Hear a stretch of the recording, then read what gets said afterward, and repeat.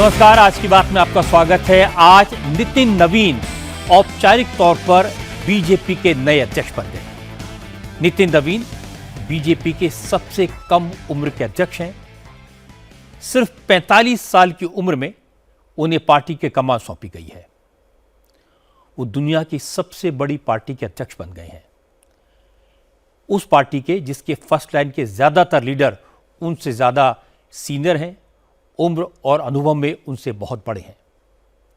लेकिन आज प्रधानमंत्री नरेंद्र मोदी ने कहा कि उम्र से कोई फर्क नहीं पड़ता, सिर्फ समर्पण और योग्यता मायने रखती है।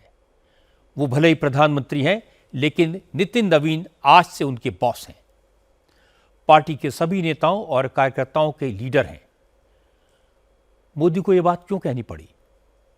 नितिन नवीन जैसे नौजवान लीडर को पार्टी अध्यक्ष बनाने के पीछे रणनीति क्या है? मोदी का टारगेट क्या है? नितिन नवीन की ताजपोशी के वक्त नरेंद्र मोदी ने घुसपैठियों और अर्बन नक्सल का मुद्दा क्यों उठाया? और पार्टी अध्यक्ष के तौर पर नितिन नवीन का पहला इम्तिहान क्या होगा? इन सब की चर्चा करेंगे आज की बात में। लेकिन सबसे पहले नितिन नवीन की ताजपोशी की तस्वीरें आपको दिखा देता हूं। आज नितिन नवीन को बीजेपी अध्यक्ष की कुर्सी पर बैठाने के लिए प्रधानमंत्री Narendra Modi, home minister Amit Shah, defence minister Rajnath Singh, party के पूर्व अध्यक्ष जेपी नड्डा और उत्तर प्रदेश के चीफ मिनिस्टर योगी आदित्यनाथ जैसे बीजेपी के बड़े बड़े नेता थे। बीजेपी शासित राज्यों के चीफ मिनिस्टर्स थे और डिप्टी चीफ मिनिस्टर बीजेपी दफ्तर पहुंचे थे। पार्टी का कामकाज संभालने से पहले नितिन नवीन ने दिल्ली में झंडेवालान मंदिर में पूजा अर्चना की, हनुमान मंदिर गए और वाल्मीकि मंदिर भी गए। फिर बंगला साहब गुरुद्वारे में जाकर मत्था टेका। इसके बाद वो बीजेपी ऑफिस पहुंचे। यहां प्रधानमंत्री नरेंद्र मोदी ने पार्टी अध्यक्ष के तौर पर माला पहनाकर उनका स्वागत किया। इसके बाद मोदी, अमित शाह, राजनाथ सिंह और जेपी नड्डा ने नितिन नवीन को बीजेपी अध्यक्ष की कुर्सी तक पहुंचाया। क्योंकि बड़े बड़े नेता खड़े थे, इसलिए उनके सामने कुर्सी पर बैठने में नितिन नवीन थोड़ा संकोच कर रहे थे। लेकिन मोदी ने कहा अब नितिन नवीन पार्टी के अध्यक्ष हैं, उनके भी बॉस हैं। पार्टी के अध्यक्ष के तौर पर नितिन नवीन ही उनका रिपोर्ट कार्ड बनाएंगे।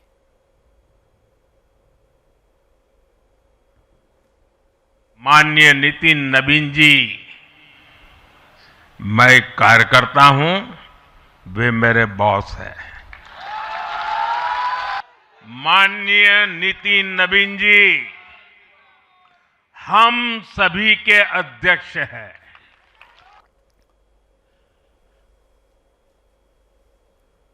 हालांकि इस मौके पर मोदी ने संगठन के तौर पर बीजेपी को भविष्य की राजनीति और भविष्य की चुनौतियों के बारे में खुलकर बताया, आगाह किया।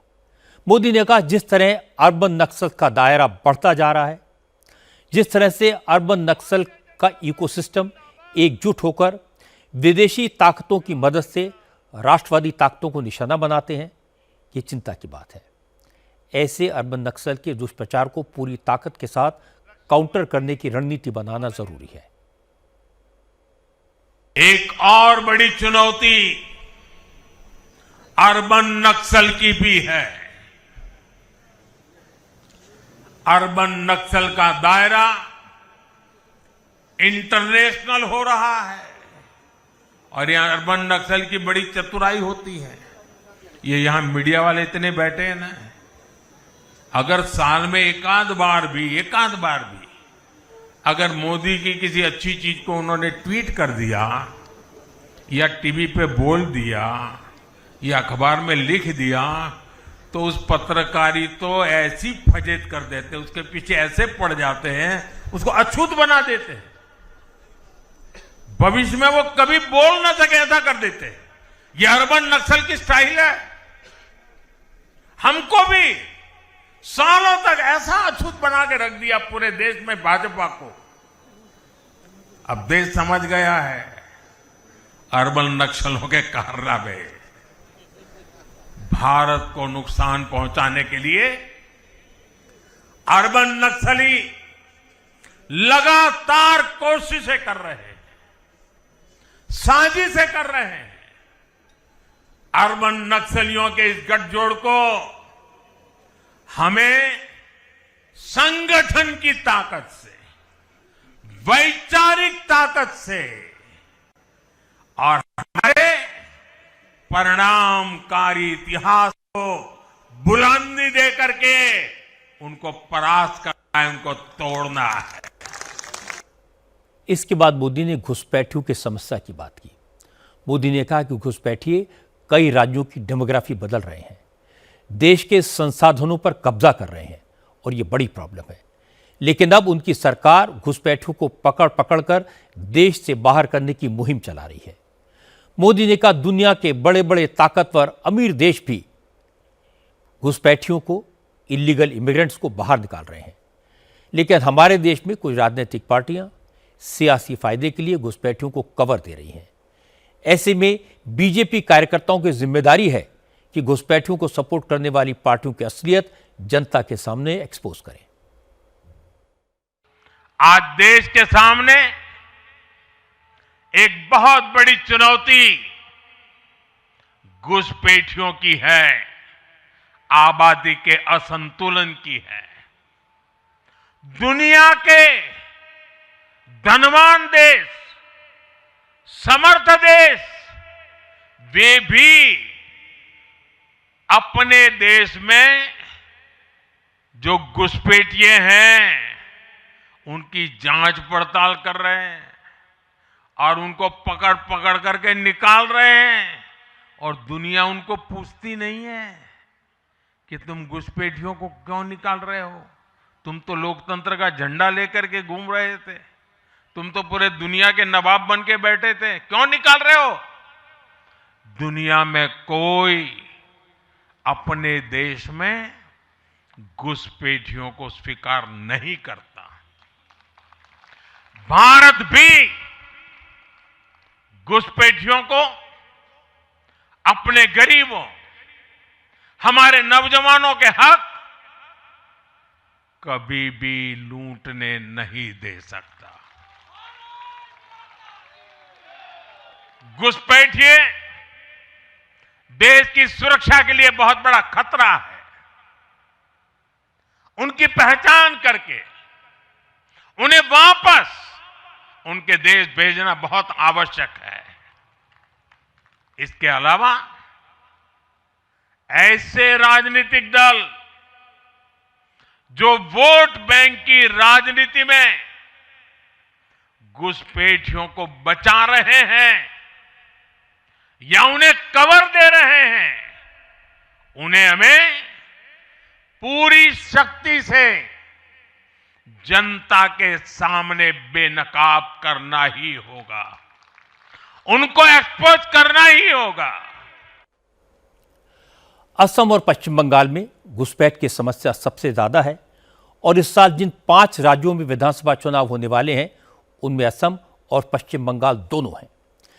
इसीलिए घुसपैठियों के मुद्दे पर नितिन नवीन ने प्रधानमंत्री मोदी की बात को आगे बढ़ाया। नए बीजेपी अध्यक्ष ने कहा जिन राज्यों में घुसपैठियों ने डेमोग्राफी बदली है वहां बीजेपी की सरकार बनेगी, तभी यह प्रॉब्लम जड़ से खत्म हो पाएगी। इसीलिए आने वाले विधानसभा चुनाव में पार्टी के हर कार्यकर्ताओं को ज्यादा मेहनत करनी होगी जिससे पश्चिम बंगाल में भी बीजेपी की सरकार बन सके। पंचायत से पार्लियामेंट का सफर तय करना है और लगातार हर जगह पर भारतीय जनता पार्टी का परचम लहराना है, तो हमको अपने समय के लिए पूरा मेहनत और परिश्रम की पराकाष्ठा करनी होगी। तमिलनाडु, असम, बंगाल, केरल और पुडुचेरी में चुनाव होने जा रहा है और वहाँ की डेमोग्राफी की पूरी चर्चा हो रही है। किस प्रकार से बदले हुए डेमोग्राफी में वहाँ चीज़ें बदल रही हैं और हमारे लिए अपने आप में एक चुनौती है, लेकिन हम पूरी तरह से आश्वस्त हैं कि भाजपा का कार्यकर्ता अपने संघर्ष और परिश्रम के बल पर इन 5 राज्यों में सशक्त भाजपा का नेतृत्व प्रदान करने जाएगा। और हम हमेशा विश्वास करते हैं कि हमें अपनी आस्थाओं के केंद्र के लिए और सनातन परंपराओं को केंद्र को बचाने की लड़ाई अगर लड़नी है तो निश्चित रूप से अपने देश को सुरक्षित रखने की लड़ाई लड़नी है, तो इन 5 राज्यों में हमें एक मजबूत ताकत बन के आना है। बीजेपी के नए अध्यक्ष नितिन नवीन के सामने सबसे बड़ा चैलेंज है मोदी जैसे डिमांडिंग लीडर की छत्रछाया में काम करना। मोदी अगर किसी को जिम्मेदारी देते हैं तो काम का हिसाब किताब पक्के अहमदाबादी की तरह लेते हैं। नितिन नवीन के जरिए मोदी ने आज बीजेपी को एक बड़ा काम सौंपा। अर्बन नक्सल को काउंटर करने का यह ग्रुप काफी लंबा चौड़ा है, फेक नैरेटिव खड़े करने में चतुर है, चालाक है।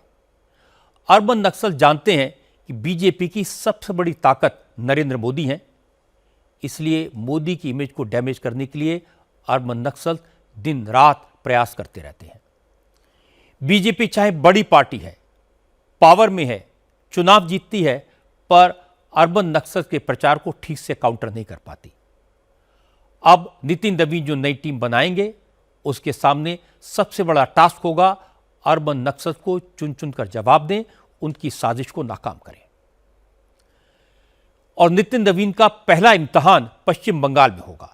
बंगाल में चुनावी माहौल बन चुका है और यहां घुसपैठियों की संख्या को बीजेपी बड़ा इशू बना रही है। एसआईआर के जरिए घुसपैठियों की पहचान होने और फर्जी वोटर्स के नाम वोटर लिस्ट से काटे जाने का दावा कर रही है। दूसरी तरफ ममता बनर्जी और उनकी पार्टी एसआईआर का जबरदस्त विरोध कर रही है। आज भी बंगाल में कई जगह एसआईआर को लेकर बीजेपी और तृणमूल कांग्रेस के कार्यकर्ताओं के बीच टकराव हुआ। इसकी तस्वीरें मैं आपको दिखाऊंगा, लेकिन पहले टीम इंडिया के फास्ट बॉलर मोहम्मद शमी की बात आपको सुनाता हूं। मोहम्मद शमी एसआईआर प्रोसेस में शामिल होने आज कोलकाता पहुंचे। कोलकाता नगर निगम के वार्ड नंबर 93 की वोटर लिस्ट में मोहम्मद शमी का नाम है। यह इलाका रास बिहारी विधानसभा क्षेत्र में आता है। मोहम्मद शमी और उनके भाई मोहम्मद कैफ ने जो एनुमरेशन फॉर्म भरा था, उसमें कुछ गलतियां रह गईं, कुछ कॉलम खाली छोड़ दिए गए थे। इसलिए इलेक्शन कमीशन ने नोटिस देकर उन्हें जवाब देने को कहा। आज मोहम्मद शमी अपना पासपोर्ट और अपने दूसरे दस्तावेज लेकर चुनाव आयोग के ऑफिस में पहुंचे। इस दौरान उनके इलाके के बीएलओ भी साथ में थे। सिर्फ 15 मिनट में जांच पूरी हो गई। शमी ने कहा एसआईआर के प्रोसेस में परेशानी की बात गलत है, उन्हें किसी तरह की दिक्कत का सामना नहीं करना पड़ा।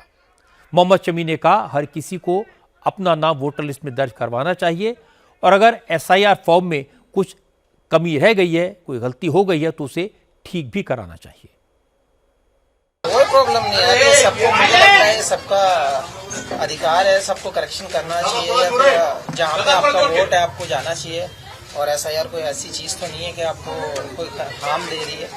मैं कहता हूँ जिसकी आपकी जिम्मेदारी, आपका अधिकार है, आपको आना चाहिए, आपको करेक्शन करना चाहिए, आपको वोट बनवाना चाहिए। ये तो अच्छी चीज है। अगर मुझे इनवाइट किया तो मुझे कोई दिक्कत नहीं है और बहुत अच्छे से इन लोगों ने हैंडल किया है, अच्छे से वेरिफिकेशन किया है। और 25 साल से यहाँ पे है तो हर चीज यहाँ वसी है, तो इसलिए आना है, बुलाया है, 10 बार आएंगे। मुझे लगता है आप लोगों को भी आना चाहिए, जिसका एसआईआर फॉर्म नहीं है उसको करना चाहिए।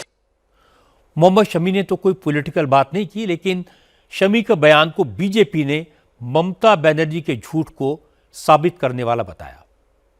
पश्चिम बंगाल बीजेपी के अध्यक्ष सौमिक भट्टाचार्य ने कहा मोहम्मद शमी के बयान से साफ हो गया कि एसआईआर से किसी को कोई दिक्कत नहीं है, कोई परेशानी नहीं है। तृणमूल कांग्रेस के नेता एसआईआर के नाम पर लोगों को खामखा डरा रहे हैं, क्योंकि ममता बनर्जी फर्जी वोटर्स को बचाना चाहती हैं। थोड़ा ही दिन के लिए उसको हंस लेने दीजिए, अभी थोड़ा ही दिन बाकी है। अंतिम हंसी कौन हंसेगा वो अभिषेक बनर्जी भी जानता है। महाभारत में एक धृतराष्ट्र था जिसका 100 बेटा था। अभी हमारा पश्चिम बंगाल की वोटर लिस्ट में ऐसे 8 धृतराष्ट्र मिला जिसका 100 करके बच्चा है। जब से एसआईआर शुरू हुआ, अब गुड़गांव, नोएडा जो जगह में रिनी, मिनी, टूनी, सोमा, रिनी, डीका सब घूम रहे थे ना, अब ये गायब है। क्यों गायब है?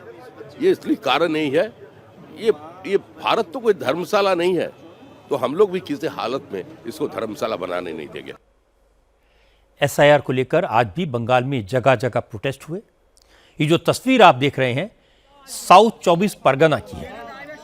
तृणमूल कांग्रेस के कार्यकर्ताओं ने यहां जमकर हंगामा किया, सड़क पर टायर रखकर आग लगा दी। बीडीओ ऑफिस परिसर में कुर्सियों में तोड़फोड़ की गई। करीब 1 घंटे तक हंगामा हुआ। तृणमूल कांग्रेस के नेताओं ने आरोप लगाया कि एसआईआर को लेकर आम लोगों को परेशान किया जा रहा है। आम वोटर्स को अलग अलग बहाने से रोज सुनवाई के लिए कैंप में बुलाया जाता है।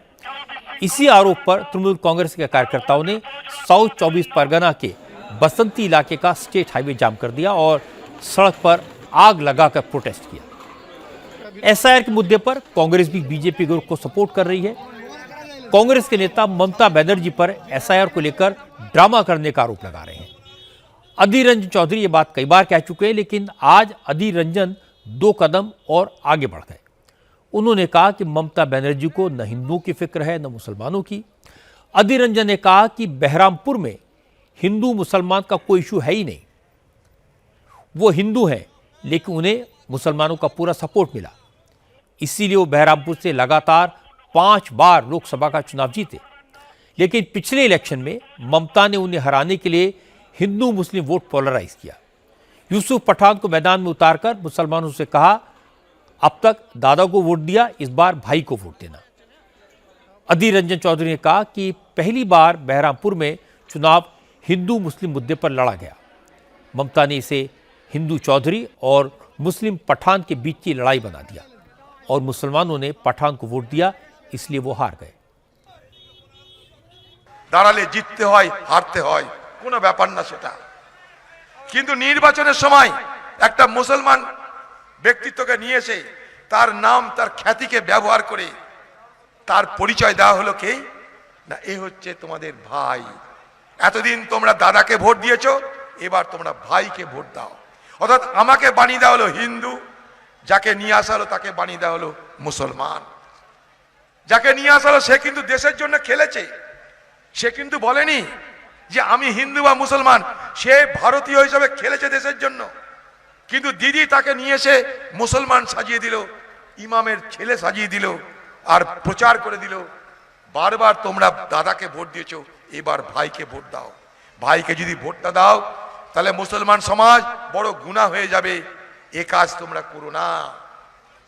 ধর্মপ্রাণ মুসলমান সম্প্রদায়ের একটা অংশের মানুষ ভোট দিল, কোনো ভুল করেন, তারা বেশ করেছে, ভোট দিয়েছে, কিন্তু উদ্দেশ্যটা ইরাদাটা নাপাক ছিল। নাপাক ইরাদা কার? তৃণমূলের। अधीर रंजन चौधरी कह रहे हैं कि तृणमूल कांग्रेस के इरादे नापाक थे, लेकिन टीएमसी के नेता कुणाल घोष ने कहा अधीर रंजन चौधरी को आजकल पश्चिम बंगाल कांग्रेस के नेता भी नहीं पूछते, इसलिए फ्रस्ट्रेशन में आकर वो कुछ भी बोल रहे हैं। अधीर रंजन चौधरी वहां पर बहरमपुर का एमपी थे, लास्ट इलेक्शन में थर्ड हुए थे, उसका थोड़ा फ्रस्ट्रेशन चल रहा है, इसीलिए सब इशू में वो डिस्टॉर्ट कर रहा है, कंफ्यूज कर रहा है। तृणमूल कांग्रेस कभी ये धर्म के नाम पे भेदाभेद का इशू तृणमूल कांग्रेस कभी नहीं करता। तृणमूल कांग्रेस डेवलपमेंट का ऊपर पॉलिटिक्स कर रहा है, और अधीर चौधरी का तो खुद उसका पार्टी का पीसीसी भी उसको एक्नॉलेज नहीं करता, वो क्यों ये सब भूलभाल बोल रहा है।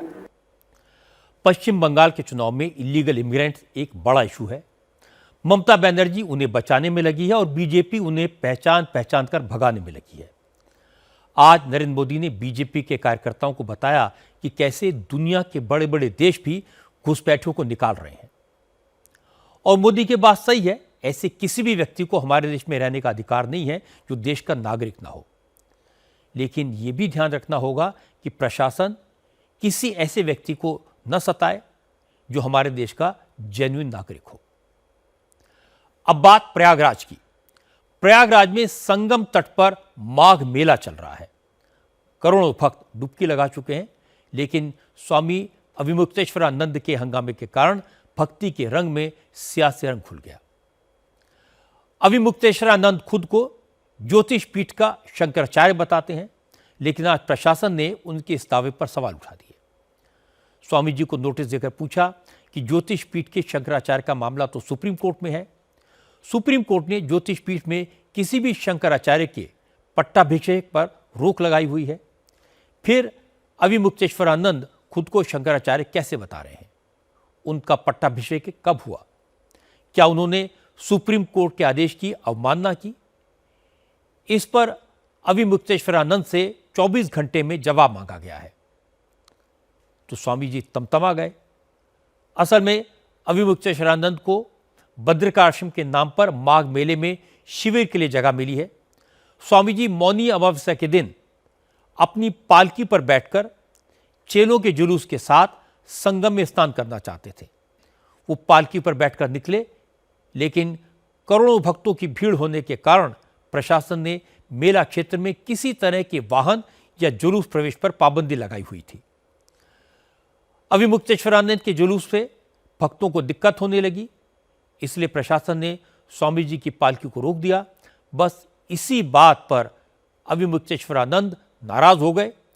पहले अफसरों से भिड़े, फिर बिना स्नान किए लौट आए और अपने शिविर के बाहर धरने पर बैठ गए। अब प्रशासन का नोटिस मिला तो और नाराज हो गए। उन्होंने कहा वो शंकराचार्य हैं या नहीं, ये पूछने वाला प्रशासन कौन होता है। किसी शंकराचार्य से यह सवाल तो राष्ट्रपति भी नहीं पूछ सकता। वो ज्योतिष पीठ के शंकराचार्य हैं, ये बताने के लिए इतना ही काफी है कि दूसरे शंकराचार्यों ने कुंभ में उनके साथ स्नान किया। शंकराचार्य वो है जिसको बाकी तीन पीठ के शंकराचार्य कहेंगे शंकराचार्य है। तो बाकी तीन पीठ में से दो पीठ के शंकराचार्य हमको शंकराचार्य कहते हैं। पिछले माघ मेले में हमको साथ लेकर के स्नान कर चुके हैं। जब स्वयं श्रृंगेरी के शंकराचार्य, द्वारका के शंकराचार्य जी हमको कह रहे हैं कि हम शंकराचार्य हैं, हमको साथ में लेकर स्नान कर रहे हैं, तो आपको इस प्रमाण की आपको जरूरत है। ये प्रशासन तय करेगा कि हम शंकराचार्य हैं कि नहीं है। उत्तर प्रदेश का मुख्यमंत्री तय करेगा कि भारत का राष्ट्रपति तय करेगा। भारत के राष्ट्रपति को भी अधिकार नहीं है कि वो तय करे कि कौन शंकराचार्य है। शंकराचार्य का निर्णय शंकराचार्य करते हैं। पुरी के शंकराचार्य जी ने हमारे बारे में कुछ नहीं कहा है। उन्होंने न तो कहा कि ये नहीं है और उन्होंने न तो कहा कि ये है, वो साइलेंट है। तो दो शंकराचार्यों का प्रत्यक्ष लिखित व्यवहारिक समर्थन और तीसरे पीठ के शंकराचार्य की मौन स्वीकृति हमारे साथ है। और कौन शंकराचार्य है ज्योतिष पीठ का, बताइए। स्वामी जी हम हैं ज्योतिष पीठ के शंकराचार्य, निर्विवाद रूप से हैं। अभिमुक्तेश्वरानंद ने प्रशासन पर तमाम तरह के इल्जाम लगाए। अफसरों की फोटो दिखाकर कहा कि अधिकारियों को ऊपर से निर्देश मिल रहे थे, इसलिए उन्होंने जुलूस में शामिल साधु संतों को मारा पीटा। लेकिन प्रशासन ने इन आरोपों को बेबुनियाद बताया। अफसरों ने कहा एक साधु इस तरह के अंतर्गल आरोप लगाए, ये शोभा नहीं देता। प्रयागराज के कमिश्नर ने कहा कि प्रशासन माघ मेले में सभी की सुविधा का ध्यान रख रहा है। अफसर 3 घंटे तक अभिमुक्तेश्वरानंद के सामने हाथ जोड़कर खड़े रहे, पालकी से उतरकर संगम तक पैदल जाकर स्नान करने की रिक्वेस्ट करते रहे, फिर भी वो नहीं माने और हंगामा करने लगे, इसलिए बात बिगड़ गई। मेला अधिकारी ने कहा कि अभिमुक्तेश्वरानंद जब चाहें पैदल जाकर संगम पर स्नान कर सकते हैं, लेकिन प्रशासन किसी वाहन के साथ जाने की परमिशन किसी को नहीं देगा, क्योंकि इससे वहां आने वाले भक्तों को असुविधा होती है, भगदड़ का खतरा पैदा हो जाता है। हमारे श्रद्धालुओं को किसी तरह की असुविधा ना हो, इसलिए खुद उच्चाधिकारी उनसे लगातार 3 घंटे तक अनुनय, विनय, वंदन सब चीज कर रहे थे। उनके समर्थकों के साथ भी डिस्कशन चला, कई दौर की वार्ता चली, आप सब उसके साक्षी हैं। और उनके द्वारा जो हमें अवगत कराया गया कि ये होना है, उसी क्रम में वहां पे हम लोगों ने एक व्यवस्था बनाने का प्रयास किया, परंतु उनके द्वारा किसी भी व्यवस्था को नहीं माना गया। प्रशासन के किसी भी निर्देश का पालन नहीं हुआ, जो कि स्पष्ट रूप से उनके जो सुविधाएं हैं, उनकी जो सुविधा पर्ची में जो अंकित नियम कानून है, उसके विपरीत है।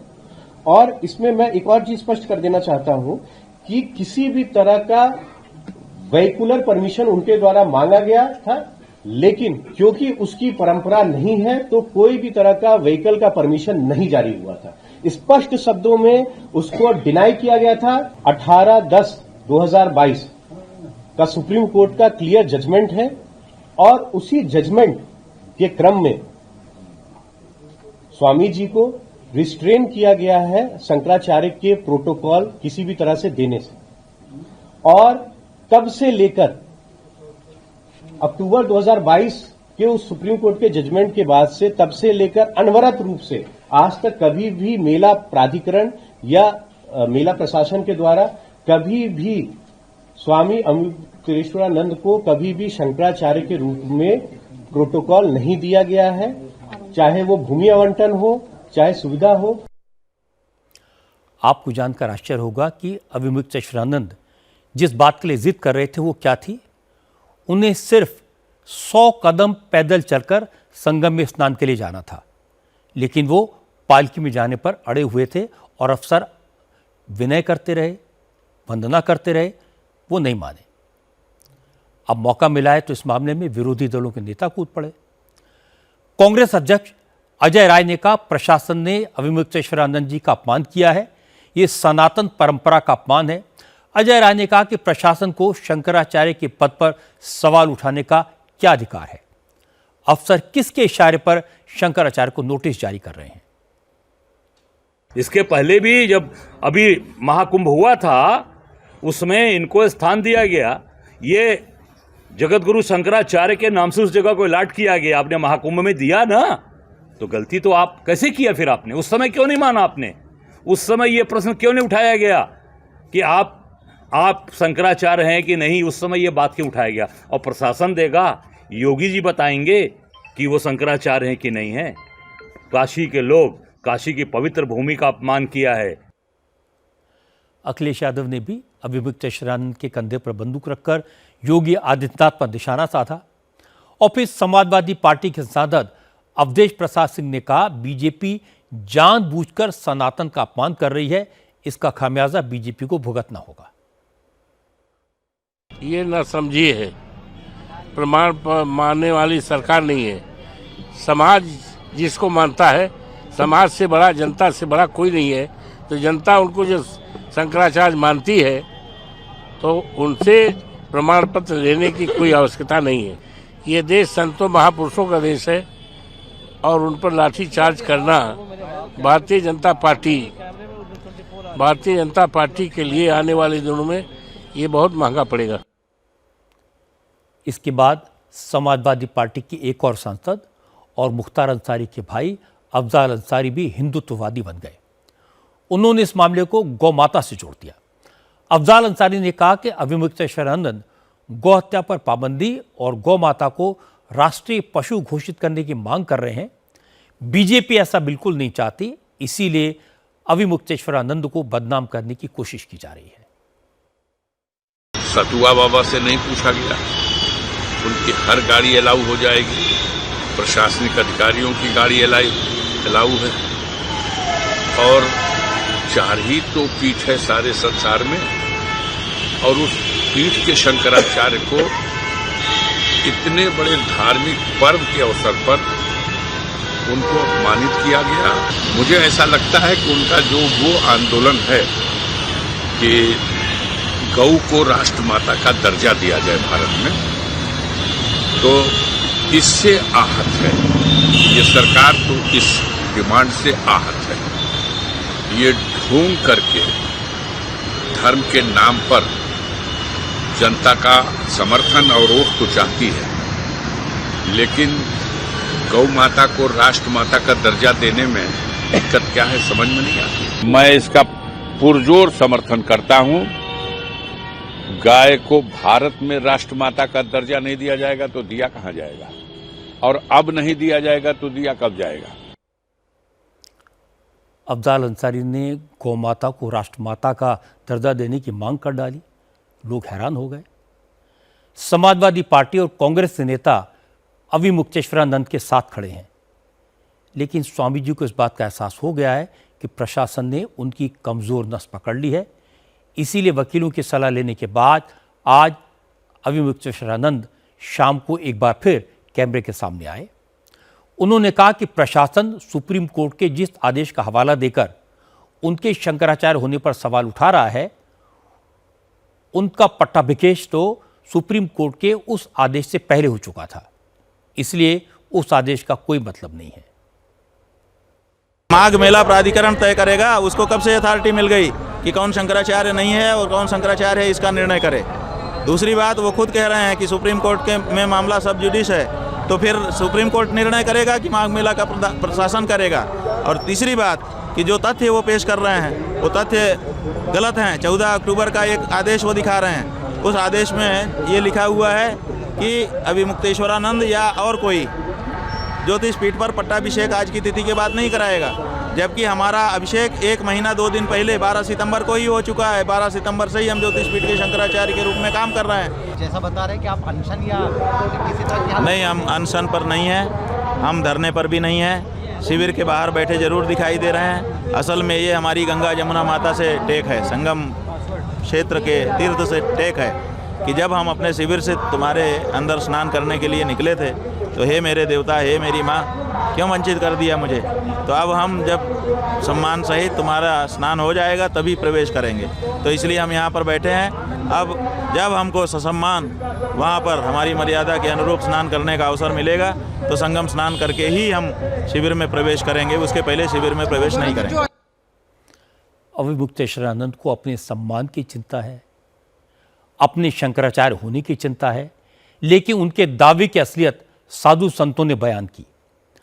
अखिल भारतीय संत समिति के जनरल सेक्रेटरी स्वामी जितेंद्रानंद सरस्वती ने कहा, अविमुक्तेश्वरानंद झूठा दावा कर रहे हैं। उन्होंने 2022 में 17 अक्टूबर को अपने पट्टाभिषेक का ऐलान किया था। इसीलिए 15 अक्टूबर को कोर्ट में पिटीशन फाइल की गई और सुप्रीम कोर्ट ने पट्टाभिषेक पर रोक लगा दी थी। स्वामी जितेंद्रानंद सरस्वती ने कहा कि अविमुक्तेश्वरानंद धर्म से ज्यादा सियासत की बात करते हैं, बार बार विवाद खड़े करते हैं और जब मामला बिगड़ता है तो अपने शिष्यों को ढाल बनाते हैं। ये ठीक नहीं है। जितेंद्रानंद सरस्वती ने कहा कि अविमुक्तेश्वरानंद अपने व्यवहार से संत परंपरा को बदनाम कर रहे हैं, शंकराचार्य जैसे प्रतिष्ठित और पवित्र पद का अपमान कर रहे हैं। अखाड़े भी कुंभ अर्ध कुंभ के दौरान त्रिवेणी संगम से 500 मीटर से भी ज्यादा, लगभग 1 किलोमीटर पहले ही सबके रथ रोक दिए जाते हैं। आप 50 फीट भी चलने को तैयार नहीं थे एक संत के रूप में, जमीन पर रथ समेत नहाना चाहते थे। तो ये तो कम से कम तीर्थराज प्रयाग जी को ये स्वीकार्य नहीं था। एक प्रश्न है। जहां तक शंकराचार्य पद को लेकर विवाद है तो ये 2013-14 में कहते हैं कि इनके गुरु ने वसीयत किया, उस वसीयत के आधार पर ये अपने को शंकराचार्य होने का दावा करते, और इनके गुरु ने 2020 में ये कहा कि मैंने कोई उत्तराधिकारी नहीं बनाया है, कोई वसीयत नहीं की है। तो प्रश्न उठता है, या तो गुरु झूठ बोल रहे थे या चेला झूठ बोल रहा है। और दूसरे कि सुप्रीम कोर्ट ने पुरी के शंकराचार्य जी के शपथ पत्र के आधार पर इनके अभिषेक पर रोक लगा दी। अब ये नया तर्क वकीलों के माध्यम से गढ़ते हुए पाए जाते हैं कि 15 अक्टूबर को जो रोक लगी तो मेरा उसके पहले हो गया था। अरे आपके मठ से आमंत्रण पत्र से लेकर के आपके मीडिया प्रभारियों के द्वारा सारी चीजें कि 17 अक्टूबर को होगा, इसी को आधार मान के 15 अक्टूबर को ये सारा प्रतिबंध सुप्रीम कोर्ट ने अस्थायी प्रतिबंध लगाया, जीवन में नहीं हो सकता। क्योंकि हाई कोर्ट का डिसीजन क्या है, स्वरूपानंद वर्सेस स्वामी वासुदेवानंद सरस्वती के केस में हाई कोर्ट का वर्जन है Swaroopanand is illegal but Swami Vasudevanand Saraswati ई कैंपिटेंट। ये एक जज कह रहा है, दूसरा जज कह रहा है कैंपिटेंट भी है और शंकराचार्य भी है। तो और ये विषय जो आज कह रहे कि कोर्ट कौन होता है बताने वाला कि शंकराचार्य कौन होगा, तो ये मुकदमा याद रखिए आपके गुरु स्वामी स्वरूपानंद जी ही कोर्ट में लेकर के गए हैं। मेरी जानकारी में 3-4 बार ये इनके ऊपर लाठी चार्ज हुए हैं और 3-4 बार हमेशा इन्होंने बटुकों को आगे करके बटुकों के ऊपर खेलने का प्रयास किया है। तो आप अपने यहाँ गुरुकुल चलाते हैं या अपने सुरक्षा कवच के लिए निरीह बटुकों का प्रयोग करते हैं, इस्तेमाल शब्द उर्दू का है वो करते हैं, ये तो आपको बताना पड़ेगा। और जहां तक प्रश्न है कोर्ट का, तो सुप्रीम कोर्ट से आप पर प्रतिबंध है, आप शंकराचार्य नहीं हैं। एक बात तो सब जानते हैं कि अविमुक्तेश्वरानंद अपने प्रवचनों के कारण नहीं, अपने विवादित बयानों और अपनी हरकतों के कारण चर्चा में रहते हैं। आजकल वो बीजेपी के खिलाफ बोल रहे हैं। जब यूपी में अखिलेश यादव की सरकार थी उस वक्त समाजवादी पार्टी को समाज का दुश्मन और अखिलेश यादव को हिंदुत्व का विरोधी बताते थे। 2015 में वाराणसी में अखिलेश यादव की सरकार ने इन्हीं अविमुक्तेश्वरानंद पर लाठियां बरसाई थी। उस वक्त भी वो अनशन पर बैठे थे। अक्टूबर 2022 में सुप्रीम कोर्ट ने अविमुक्तेश्वरानंद को शंकराचार्य के रूप में अपॉइंट किए जाने पर रोक लगा दी थी। वैसे भी स्वामी अविमुक्तेश्वरानंद जिस तरह के राजनीतिक बयान देते हैं वो शंकराचार्य की गरिमा के अनुरूप तो नहीं है। उनका अहंकार, उनका आडंबर भी शंकराचार्य के रूप में उनकी स्वीकृति में बहुत बड़ी बाधा बन गया है। धार्मिक विवाद मध्य प्रदेश में भी हो रहा है। मध्य प्रदेश के धार में प्रशासन टेंशन में, क्योंकि इस बार बसंत पंचमी 23 जनवरी को शुक्रवार के दिन है। हिंदू संगठन धार की भोजशाला में बसंत पंचमी को पूरे दिन मां सरस्वती का पूजन करना चाहते हैं। दूसरी तरफ मुस्लिम पक्ष भोजशाला में जुमे की नमाज पढ़ने पर अड़ा हुआ है। इसको लेकर हिंदू संगठनों ने सुप्रीम कोर्ट में अपील की है, जिस पर गुरुवार को सुनवाई होगी। असल में भोजशाला को लेकर झगड़ा पुराना है। हाई कोर्ट के आदेश पर मुस्लिम पक्ष को जुमे की नमाज पढ़ने की परमिशन है, जबकि हिंदू हर मंगलवार को यहां पूजा करते हैं और साल में एक बार बसंत पंचमी के दिन वाग देवी की पूजा की जाती है।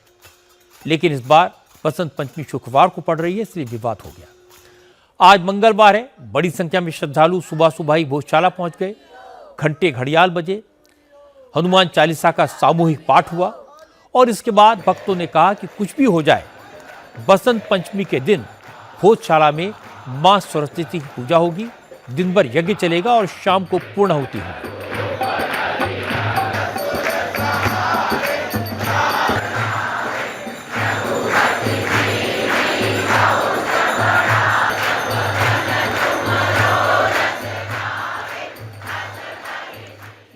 का जो स्पष्ट आदेश था कि मंगलवार के दिन हिंदू समाज को सूर्योदय से सूर्यास्त तक और शुक्रवार बसंत पंचमी के दिन भर अखंड पूजा। उसमें कहीं भी मेंशन नहीं है कि शुक्रवार आने पर 2 घंटे खाली करा जाएगा। देखिए, हमारे पास माँ का जन्मदिन मनाने के लिए कोई विकल्प नहीं है। केवल एक माँ का मंदिर है, उनके पास 24 मस्जिदें धार के अंदर जहाँ प्रतिदिन नमाज पढ़ते हैं, तो वो अपनी दुआ वहां कर लीजिए। समझौता हिंदू समाज नहीं करेगा, 4 बार करके दिखा दिया है। 4 बार हिंदू समाज ने लाठियां खाकर अपनी माँ की पूजा को खंडित की है, जबकि हिंदू धर्म में नियम है कि जिस यज्ञ को प्रज्वलित करते हैं, जब तक उसकी पूर्णाहुति नहीं होती है तब तक ये यज्ञ पूरा नहीं होता है। लेकिन 4 बार हिंदू समाज को अपमानित किया गया यहाँ पर केवल उनकी 2 घंटे की नमाज के लिए। ये तुष्टिकरण की नीति अब हिंदू समाज में बंद होना चाहिए। ये हिंदुस्तान है, पाकिस्तान या बांग्लादेश नहीं है जहाँ पर हिंदू समाज को इस प्रकार आठ जाता है। इस बार अखंड पूजा होगी और सिर्फ अखंड पूजा होगी। हिंदू समाज अखंड पूजा करेगा। बसंत पंचमी का दिन है, सरस्वती माता का जन्मोत्सव का दिन है, तो हिंदू समाज ने संकल्प लिया और उस संकल्प को पूर्णाहुति के साथ पूरा करेगा। सहिष्णुता दिखाने का हमारा हमेशा जज्बा हमारा ही क्यों जांचा जाता है?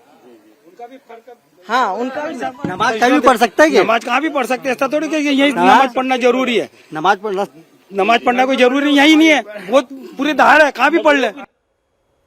मुश्किल यह है कि मुस्लिम पक्ष भी जुमे की नमाज पढ़ने पर अड़ा हुआ है। अफसर बीच का रास्ता निकालने में जुटे हैं। पीस कमेटी की लगातार मीटिंग्स हो रही हैं। आईजी, कमिश्नर, एसपी दोनों पक्षों के बड़े बुजुर्गों से बात कर चुके हैं। धार में कमाल मौला मस्जिद के सदर जुल्फिकार ने कहा कि भोजशाला में जुमे की नमाज तो होगी। मुस्लिम पक्ष शहर में शांति के लिए इतना कर सकता है कि नमाज के लिए कम लोगों की एंट्री कराई जाए। हिंदू पक्ष भी बड़ा दिल दिखाए, 2 घंटे तक नमाज होने दे और इसके बाद पूरे दिन पूजा करे।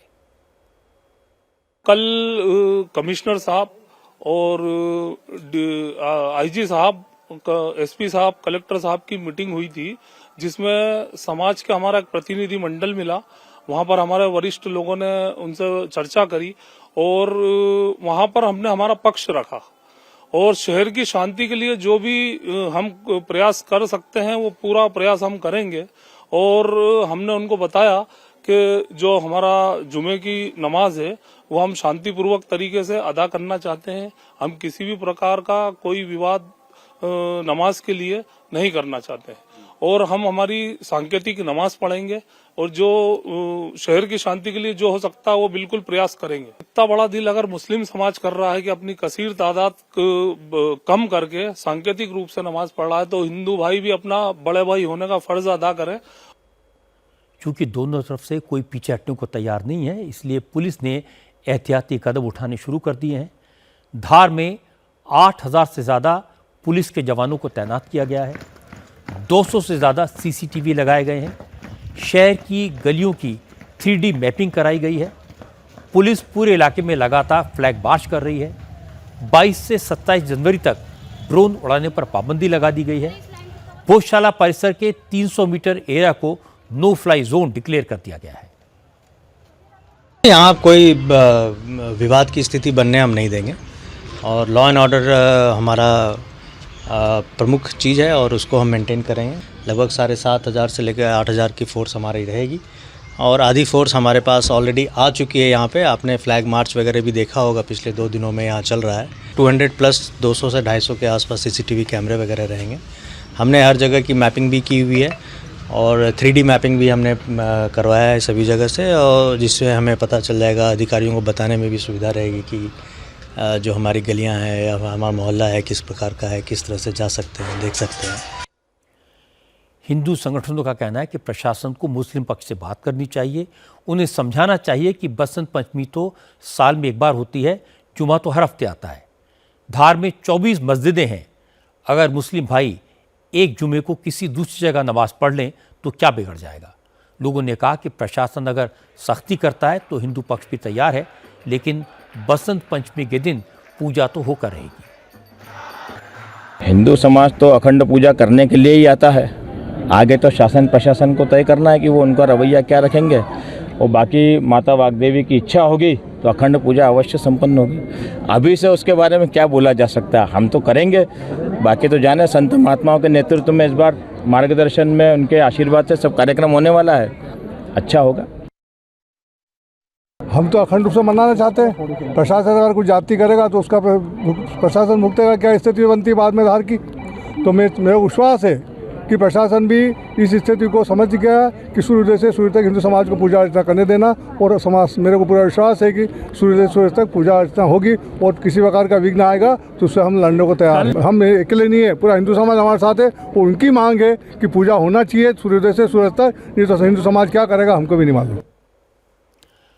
अगर हम सनातन की मूल भावना को समझें तो बसंत पंचमी भी मनाई जा सकती है और नमाज भी पढ़ी जा सकती है।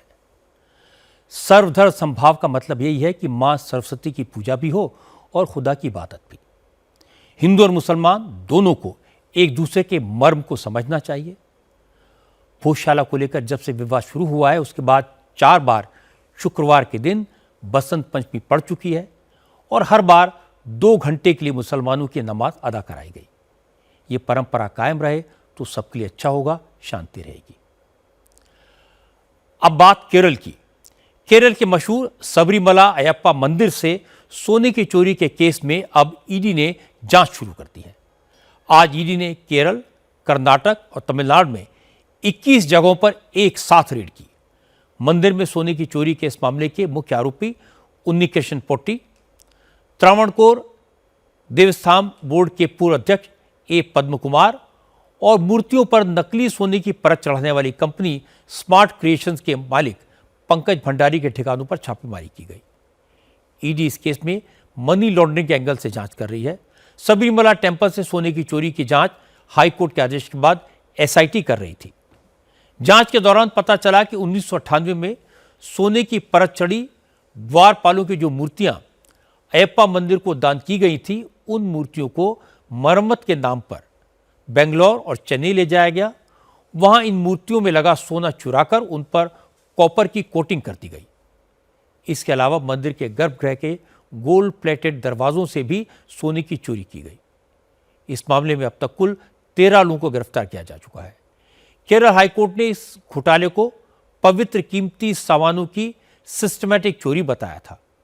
सुप्रीम कोर्ट ने भी इस मामले में सख्त कमेंट्स किए थे और कहा था कि आरोपियों ने तो भगवान को भी नहीं बख्शा। चूंकि बड़ी मात्रा में सोने की चोरी का मामला है, इसलिए इसमें मनी लॉन्ड्रिंग का शक है। इसीलिए ईडी ने केरल हाईकोर्ट से जांच की परमिशन मांगी। कोर्ट से परमिशन मिलने के बाद ईडी ने एक्शन शुरू किया। मंदिर से सोने की चोरी, चढ़ावे की रकम में हेराफेरी महापाप है। जो भगवान के घर में सेंध लगाने की हिमाकत कर सकता है, वो इंसान को क्या छोड़ेगा। केरल की एसआईटी और ईडी की जिम्मेदारी है भगवान अयप्पा की शान में गुस्ताखी करने वालों का जुर्म साबित करें और उन्हें सजा दिलवाएं। अब बात प्रेसिडेंट ट्रंप की। ग्रीनलैंड पर कब्जे के चक्कर में प्रेसिडेंट ट्रंप ने अब यूरोपीय नेताओं को सरेआम अपमानित करना शुरू किया। ट्रंप ने डिप्लोमेसी की सारी मर्यादा तोड़कर फ्रांस के प्रेसिडेंट मैक्रों का एक प्राइवेट मैसेज सोशल मीडिया पर पोस्ट कर दिया। इस मैसेज में मैक्रों ने ट्रंप को लिखा था कि ईरान और सीरिया को लेकर अमेरिका और फ्रांस की राय एक है, लेकिन ग्रीनलैंड को लेकर ट्रंप जो कर रहे हैं वो यूरोपीय नेताओं को ठीक नहीं लग रहा। मैक्रोन ने ट्रंप को भेजे प्राइवेट मैसेज में लिखा था, अगर ट्रंप परमिशन दें तो डावोस में वर्ल्ड इकोनॉमिक फोरम की बैठक के बाद G7 के सारे नेताओं के साथ ग्रीनलैंड पर एक मीटिंग कर ली जाए। इस मैसेज में मैक्रोन ने ट्रंप को डिनर का इन्विटेशन दिया था, लेकिन ट्रंप ने मैक्रो का मजाक उड़ाने के लिए उनका प्राइवेट मैसेज पब्लिक डोमेन में डाल दिया। ट्रंप ने यह बात इसलिए की क्योंकि मैक्रो ने पहले ग्रीनलैंड पर कब्जे की ट्रंप की कोशिश का विरोध किया था। इसके बाद फ्रांस ने ट्रंप के गजा पीस बोर्ड में शामिल होने से इनकार कर दिया, इसलिए ट्रंप मैक्रो से नाराज हैं। ट्रंप ने कहा कि मैक्रो को पूछता कौन है, वैसे भी अगले कुछ महीनों में मैक्रो सत्ता से बाहर हो जाएंगे, फिर कोई उनका नाम भी याद नहीं रखेगा। Do you have any response to President Macron saying he will not join the Board of Peace? Oh, did he say that? Well, nobody wants him because he's going to be out of office very soon. So, that's all right. What I'll do is if they feel like Costo, I'll put a 200% tariff on his wines and champagnes and he'll join. But he doesn't have to join. If he said that, you're probably giving it to me a little bit differently. But if he actually did say that, but as you know, he's going to be out of office in a few months. Macro के बाद Trump के गुस्से का शिकार बने Norway के prime minister. Trump ने Norway के प्रधानमंत्री को चिट्ठी लिखी और कहा उनकी वजह से ही उन्हें नोबेल पीस प्राइज नहीं मिला। ट्रंप ने कहा उनको नोबेल पीस प्राइज नहीं मिला तो अब वो भी पीस की चिंता नहीं करेंगे, दुनिया जाए भाड़ में, उनको कोई फर्क नहीं पड़ता। इसके बाद ग्रीनलैंड के इशू पर ट्रंप ने यूरोपीय नेताओं को चढ़ाना शुरू किया। ट्रंप ने सोशल मीडिया पर एक तस्वीर पोस्ट की जिसमें वो ग्रीनलैंड पर अमेरिका का झंडा लगाते हुए दिखाई दे रहे हैं और उनके पीछे वाइस प्रेसिडेंट जेडी वैंस और secretary of state Marco Rubio खड़े हैं। इसके बाद ट्रंप ने व्हाइट हाउस के ओवल रूम की एक AI जनरेटेड पिक्चर पोस्ट की जिसमें यूरोपीय नेताओं के सामने एक बोर्ड पर कनाडा, वेनेजुएला और ग्रीनलैंड पर अमेरिका का झंडा लगा हुआ है। ट्रंप ने कहा उनको इस बात से कोई फर्क नहीं पड़ता कि उनको नोबेल पीस प्राइज नहीं मिला, क्योंकि वो तो इस बात से खुश हैं कि वेनेजुएला की नेता मारिया मचाडो ने अपने नोबेल प्राइज का मेडल उनको दे दिया। ट्रंप ने कहा कि ग्रीनलैंड पर यूरोप के नेता उनका ज्यादा विरोध नहीं कर पाएंगे और यूरोपीय देशों को एक नए दिन ग्रीनलैंड पर अमेरिका के कब्जे की मंजूरी देनी होगी। No, I don't care about the Nobel Prize. First of all, a very fine woman felt that I deserved it and really wanted me to have the Nobel Prize, and I appreciate that. If anybody thinks that Norway doesn't control the Nobel Prize, they're just kidding. They have a board, but it's controlled by Norway, and I don't care what Norway says. But I really don't care about that. What I care about is saving lives, and I think I've saved tens of millions of lives. Well, I don't think they're going to push back too much. Look, we have to have it. They have to have this done. They can protect it. Denmark, they're wonderful people. And I know the leaders are very good people, but they don't even go there. And because the boat went there 500 years ago and then left, that doesn't give you title to property. Greenland को लेकर America और Europe के बीच में जो खींचतान चल रही है, इसको लेकर प्रेसिडेंट पुतिन ने चुटकी ली। रूस के प्रेसिडेंट पुतिन ने कहा कि यूरोप के देश तो अमेरिका के गुलाम हैं, उनकी औकात नहीं है कि वो अमेरिका के विरोध कर सके। पुतिन ने कहा कि यूरोपियन लीडर ट्रंप को पसंद नहीं करते, ये सही है, लेकिन देर सवेर वो अपने मालिक के आगे खड़े होकर दुम हिलाने लगेंगे। क्या बाइडेन के जाने के बाद से कुछ बदला है? कुछ भी नहीं बदला। यूरोप के नेता पहले भी वॉशिंगटन से आने वाले बाइडेन के हुक्म की तामील करने को तैयार रहते थे। हाँ, यूरोप के नेता ट्रंप को पसंद नहीं करते। उन्होंने ट्रंप की खुलकर मुखालफत भी की, उनकी सियासी जिंदगी में दखलंदाजी की। यूरोपियंस ने अमेरिका के राष्ट्रपति चुनाव में भी इंटरफेयर किया और जब अचानक ट्रंप जीत गए तो वो सदमे में आ गए। हाँ, वो लोग दिमागी तौर पर बाइडेन को ज्यादा पसंद करते थे, ये बात सच है, लेकिन क्या अच्छा है और क्या बुरा, इसको लेकर ट्रंप के विचार अलग हैं और जेंडर को लेकर भी उनके ख्याल इतर हैं। यूरोपियन नेता ट्रंप की इन बातों को पसंद नहीं करते। जितना मैं ट्रंप को जानता हूं कि वो अड़ियल हैं और लगे रहते हैं, तो बहुत जल्द वो व्यवस्था को फिर से बहाल करने में कामयाब होंगे। ये बहुत जल्द होगा और आप देखिएगा कि सारे के सारे यूरोपीय नेता बहुत ही जल्द लाइन लगाकर अपने आका के सामने खड़े होंगे, उनके पांव चूमेंगे और धीरे धीरे अपनी पूंछ हिलाकर हामी भरेंगे। ट्रंप जो करते हैं डंके की चोट पर करते हैं। उन्होंने बता दिया कि शांति से उनका नाता क्या है। वो कहते हैं जगह जगह पीस कराने की कोशिश वो इसलिए कर रहे थे क्योंकि उन्हें नोबेल पीस प्राइज़ की आरजू थी। ये ख्वाहिश पूरी नहीं हुई, पीस के लिए प्राइज़ नहीं मिला, इसलिए वो तबाही मचाएंगे। अब गजा में तो पीस करने की कोशिश करने वालों के लिए उन्होंने कीमत तय कर दी है। पीस बोर्ड का मेंबर बनने के लिए $1 बिलियन। अब ज़रा सोचिए कौन ऐसा नेता है जो इतनी साफ साफ बात करता है। इसीलिए कहते हैं ट्रंप जैसा कोई और नहीं। इस वक्त की ताज़ा खबर आपको बता दूं, नए बीजेपी अध्यक्ष नितिन नवीन ने पहले दिन से ही काम करना शुरू कर दिया है। अब से कुछ देर पहले उन्होंने कुछ नेताओं की जिम्मेदारी तय की है। विनोद तावड़े को केरल चुनाव का प्रभारी नियुक्त किया गया है। शोभा करंदलाजे को केरल चुनाव का सह प्रभारी बनाया गया है। नितिन नवीन ने राम माधव को ग्रेटर बेंगलुरु कॉरपोरेशन इलेक्शन का प्रभारी बनाया, जबकि आशीष सेलार को तेलंगाना निकाय चुनाव का प्रभारी नियुक्त किया है। सोशल मीडिया का मिसयूज किस कदर डेंजरस होता जा रहा है, इसका एक एग्जाम्पल आज केरल के कोझिकोड में देखने को मिला। कोझिकोड में 41 साल के दीपक ने सोशल मीडिया पर हो रही बदनामी और ट्रोलिंग से तंग आकर आत्महत्या कर ली। दीपक कोझिकोड के गोविंदपुरम इलाके में रहते थे। एक टेक्सटाइल कंपनी के सेल्स मैनेजर थे। वो शुक्रवार को अपने घर से दफ्तर जाने के लिए निकले। उन्होंने कन्नूर के लिए बस पकड़ी। बस में काफ़ी भीड़ थी।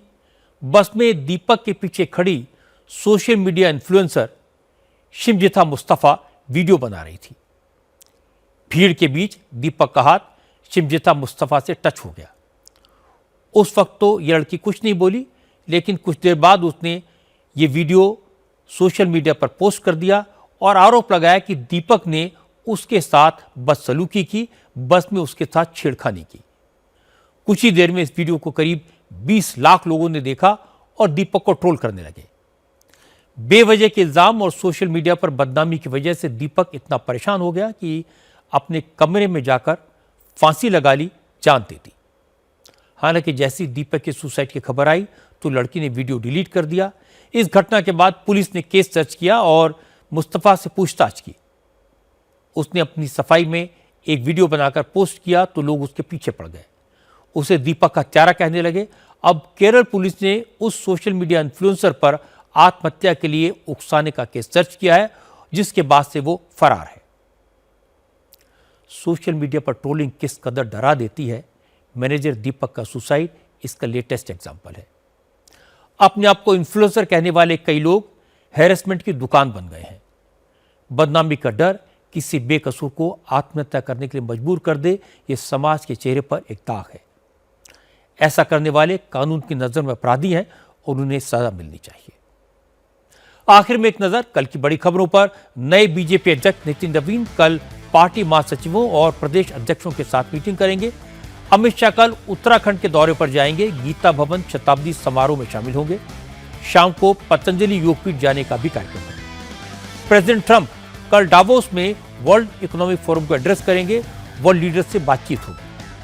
कल भारत और न्यूजीलैंड के बीच पहला T20 मैच नागपुर में खेला जाएगा। आज की बात में इतना ही। मेरी आपसे अगली मुलाकात कल रात को 9 बजे होगी।